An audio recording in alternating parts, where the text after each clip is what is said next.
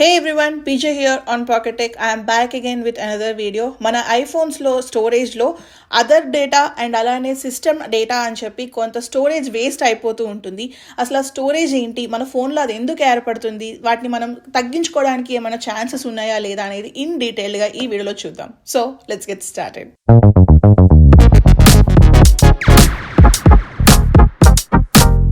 So మనకి iOS data, system data అనేది మన ఫోన్లో సెట్టింగ్స్లోకి వెళ్ళి జనరల్లోకి వెళ్తే ఇక్కడ ఐఫోన్ స్టోరేజ్ అని ఉంటుంది కదా. ఇక్కడ మీరు చూస్తే ఈ స్టోరేజ్ అంతా మన ఫోన్లో ఏ యాప్స్ ఎంత స్టోరేజ్ ఆక్యుపై చేస్తుంది అనే కంప్లీట్ ఇన్ఫర్మేషన్ కనిపిస్తుంది. ఇక్కడ కిందకి స్క్రోల్ చేసేస్తే ఆల్ ద వే బాటంలో మనకి ఐఓఎస్ అండ్ సిస్టమ్ డేటా అని చూపిస్తుంది. సో ఫస్ట్ వచ్చేసి ఇక్కడ ఐఓఎస్ అని ఉంది కదా, ఇదేంటి అంటే మనకి ఏదైనా కొత్త వర్షన్ అప్డేట్ వచ్చినప్పుడు మీరు దాన్ని డౌన్లోడ్ చేసి ఫోన్లో అప్డేట్ చేయకపోతే ఆ డేటా అంతా ఇక్కడ స్టోర్ అయిపోయి ఉంటుంది. సో ఇక్కడ మనకి చూస్తున్నారు కదా, నాకు కొత్త అప్డేట్ వచ్చింది కానీ నేనైతే ఇంకా దాన్ని ఇన్స్టాల్ చేసుకోలేదు, అందుకని అప్డేట్ చూపిస్తుంది. ఇక్కడ అప్డేట్లో కింద డిలీట్ అండ్ అప్డేట్ అని కనిపిస్తుంది కదా, ఇది క్లిక్ చేస్తే మనకి డేటా అప్డేట్ అయిపోయి మనకి ఆటోమేటిక్గా ఇక్కడ నుంచి డిలీట్ అయిపోతుంది. ఇక్కడ ఐఓఎస్ అని కనిపిస్తుంది కదా, ఇది వచ్చేసి మన ఫోన్లో సాఫ్ట్వేర్ రన్ అవ్వడానికి యూజ్ చేసే డేటా అంతా ఇక్కడ స్టోర్ అవుతుంది. సో మనకి ఇది 10 GB ఉంటే ఇట్స్ ఓకే, ప్రాబ్లం ఏం లేదు. ఒకవేళ 10 GB కన్నా ఎక్కువ ఉంటే మీ ఫోన్లో ఏదైనా సాఫ్ట్వేర్ డౌన్లోడ్ చేసి దాన్ని ఇన్స్టాల్ చేసుకోకపోతే ఇమీడియట్గా ఇన్స్టాల్ చేసుకుంటే మనకి ఆ స్టోరేజ్ అంతా తగ్గిపోతుంది.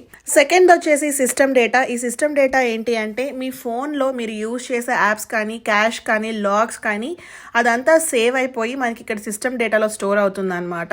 మన ఫోన్ యూసేజ్ని బట్టి మనకి ఈ సిస్టమ్ డేటా అనేది వేరీ అవుతూ ఉంటుంది. ఇది PocketTech ఫోన్, దీంట్లో నేనేమి బ్రౌజ్ చేయను, జస్ట్ నార్మల్ వీడియోస్కే యూజ్ చేస్తాను అనమాట. దానివల్ల దీంట్లో మనకి 70 MB డేటా ఉంటే, నా దగ్గర ఇంకో iPhone 14 Pro Max ఉంది, దాంట్లో ఎప్పుడు రీల్స్ అండ్ ఇన్స్టాగ్రామ్ లేకపోతే యూట్యూబ్ చూస్తూ ఉంటాను. దాంట్లో నాకు సిస్టమ్ డేటా వచ్చేసి 8 GB ఉందన్నమాట. మనం చూసే కంటెంట్ని బట్టి కానీ, మనం యూజ్ చేసే యాప్స్ని బట్టి కానీ ఈ సిస్టమ్ డేటా అనేది వేరీ అవుతూ ఉంటుంది. చిన్న ఎగ్జాంపుల్లో చెప్పాలి అంటే, మీరు యూట్యూబ్ వీడియో చూసేటప్పుడు ఆ వీడియో అంతా లోడ్ అయిపోతుంది కదా, ఆ లోడ్ అయిపోయిన డేటా అంతా వచ్చి మనకి ఇక్కడ ఈ సిస్టమ్ డేటాలో సేవ్ అవుతుంది. సో మీరు చూసేటప్పుడు మనకి వీడియో బఫర్ అవ్వకుండా వస్తుంది. అదే రీల్స్ చూసేటప్పుడు కూడా సిమిలర్, మనకి రీల్స్ ఆన్ స్పాట్ మనం స్క్రోల్ చేస్తూ ఉంటే చాలా ఫాస్ట్గా అప్డేట్ అవుతూ ఉంటాయి కదా, అవి కూడా అంతే, మనకి అవన్నీ లోడ్ అయిపోయి ఇక్కడ సిస్టమ్ డేటాలో సేవ్ అవుతాయి. సో మనకి సిస్టమ్ డేటా ఎలా క్లియర్ చేసుకోవాలి అంటే, ఫర్ సపోజ్ మీరు కంటిన్యూస్గా యూట్యూబ్ కానీ, ఇన్స్టాగ్రామ్ కానీ చూస్తూ ఉన్నారనుకోండి, ఒక 2 days ఆ 2 యాప్స్ యూజ్ చేయకపోతే ఆటోమేటిక్గా మనకి సేవ్ అయి ఉన్న డేటా అంతా ఈ సిస్టమ్ డేటాలో నుంచి డిలీట్ అయిపోతుంది. మనకి సిస్టమ్ డేటా అయితే మాన్యువల్గా డిలీట్ చేసే ఆప్షన్ అయితే మనకి లేదు. సో ఇక్కడ చూస్తున్నారు కదా, నేను జస్ట్ ఇన్స్టాగ్రామ్ స్క్రోల్ చేస్తున్నాను, 2 reels పైకి స్క్రోల్ చేశాను కదా, ఇప్పుడు చూసారా సిస్టమ్ డేటా నాకు 100 MB దగ్గరికి వెళ్ళిపోయింది. చిన్న ఎగ్జాంపుల్, ఇలా స్క్రోల్ చేస్తూ ఉంటే మనకి ఆ సిస్టమ్ డేటా అనేది వేరీ అవుతూ ఉంటుంది. సో మీరు కనుక ఫోన్ యూజ్ చేయడం స్టార్ట్ చేసి ఒక 2 to 3 years అయింది అనుకోండి, మనకి ఫోన్లో చాలా డేటా ఉండిపోతుంది కదా, అది మీరు ఒకవేళ ఫుల్ అయిపోయింది, నేను డేటా డిలీట్ చేసేసాను అనుకున్నా కానీ మనకి సెకండరీ మెమరీయే ఇది ఐఓఎస్ డేటా అనేది ఈ క్యాష్లో సేవ్ అయిపోతుంది. సో ఈ క్యాష్ని కూడా డిలీట్ చేయడం ఇంపార్టెంట్ కాబట్టి మీరు ఫోన్లో ఉన్న డేటా అంతా బ్యాకప్ తీసేసుకొని రీస్టార్ట్ చేస్తే మనకి ఇక్కడ క్లియర్ అయిపోతుంది అనమాట. అండ్ ఇంకొకటి ఏంటి అంటే, ఇక్కడ చూస్తున్నారు కదా, నా యాప్స్ కొన్ని ఇక్కడ కింద మనకి iCloud సింబల్ చూపిస్తుంది, బికాజ్ ఆ యాప్స్ అన్ని ఆఫ్లోడ్ అయిపోయాయి అనమాట. ఎందుకు ఆఫ్లోడ్ అవుతుంది అంటే, నేను యాప్ని ఫ్రీక్వెంట్గా యూజ్ చేయట్లేదు కాబట్టి ఆఫ్లోడ్ అయిపోయింది. ఇది ఆఫ్లోడ్ అవ్వడం వల్ల మనకు వచ్చే అడ్వాంటేజ్ ఏంటి అంటే, ఫర్ సపోజ్ ఈ యాప్ మనం డౌన్లోడ్ చేసుకోవడానికి ఒక 20 MB స్పేస్ కావాల్సి వచ్చింది అనుకోండి, ఆ 20 MB స్పేస్ మనకి ఫోన్లో ఫ్రీ అయిపోతుంది. బట్ మనం ఆ యాప్లో ఏదైనా డేటా డౌన్లోడ్ చేసి పెట్టుకుంటే ఆ డేటా మాత్రం అలాగే స్టోర్ అయిపోయి ఉంటుంది అనమాట. జస్ట్ యాప్ ఏ స్పేస్ అయితే తీసుకుంటుందో అది మనం యూజ్ చేసుకోవడానికి అవైలబుల్గా ఉంటుంది. ఇది ఎలా ఆన్ చేసుకోవాలి అనుకుంటే, ఇక్కడ సెట్టింగ్స్, యాప్ స్టోర్, కిందకి స్క్రోల్ చేస్తే ఆఫ్లోడ్ యాప్స్ అండ్ డేటా అని ఉంది కదా, దీన్ని టర్న్ ఆన్ చేసుకోవాలన్నమాట. ఇది టర్న్ ఆన్ చేసేసుకోవచ్చు, పెద్ద భయపడాల్సిన అవసరం ఏం లేదు. ఇది టర్న్ ఆన్ చేసుకుంటే మీరు ఫ్రీక్వెంట్గా యూజ్ చేయని యాప్స్ ఉంటాయి కదా, అవి ఆటోమేటిక్గా మనకి ఆఫ్లోడ్ అయిపోయి అవి తీసుకునే స్పేస్ కూడా మనకి ఆ స్టోరేజ్ అవైలబిలిటీలోకి వస్తుంది అనమాట. సో దట్ మీరు 1-2 ఫోటోలు ఎక్స్ట్రా యూజ్ చేసుకోవడానికి మనకి ఆ స్టోరేజ్ అవైలబుల్గా ఉంటుంది. సో ఫర్ సపోజ్ ఇక్కడ నా అమెజాన్ ప్రైమ్ చూస్తున్నారు కదా, ఇది ఆఫ్లోడ్ అయిపోయి ఉంది. ఇక్కడ కింద iCloud సింబల్ ఉంది కదా, దాన్ని క్లిక్ చేస్తే మళ్ళీ మనకి యాప్ డౌన్లోడ్ అవుతుంది అనమాట.